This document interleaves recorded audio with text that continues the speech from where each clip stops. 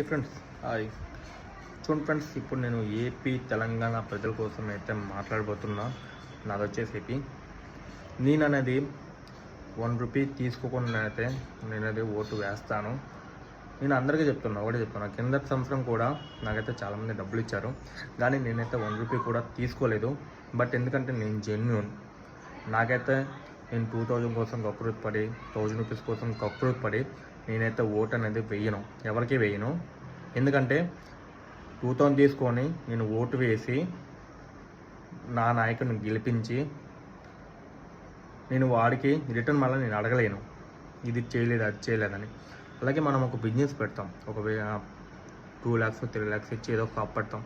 Shop పెట్టి దానికైతే మనమైతే ఆశిస్తాం ఇంత డబ్బులు వస్తాయని. అలాగే వాళ్ళు కూడా ఆశిస్తారు, డబ్బులు ఇచ్చి నేను వాడికి డబ్బులు ఇచ్చి ఓటు వేయించుకున్నా కదని. వాళ్ళు ఓటు వేయించుకున్న తర్వాత గెలిస్తే కంపల్సరీ అనేది డబల్ ట్రిపుల్ తీసుకుంటారు.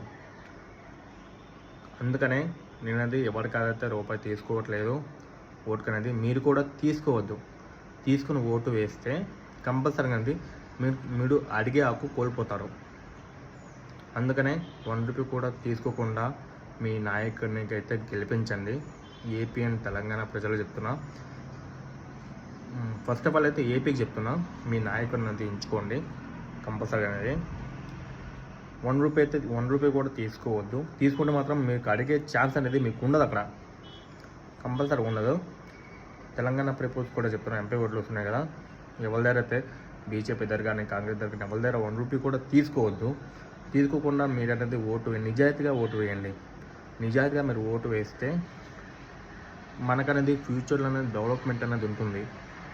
అంతేగాని వాళ్ళు 2000 ఇచ్చారు కదా, 3000 ఇచ్చారు కదా అని ఓటు వేస్తే మాత్రం కంపల్సరిగా మనం అది ఎవరికి క్వశ్చన్ చేయలేం.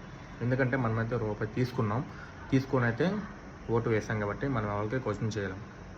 సరే ఫ్రెండ్స్, బాయ్. జై హింద్.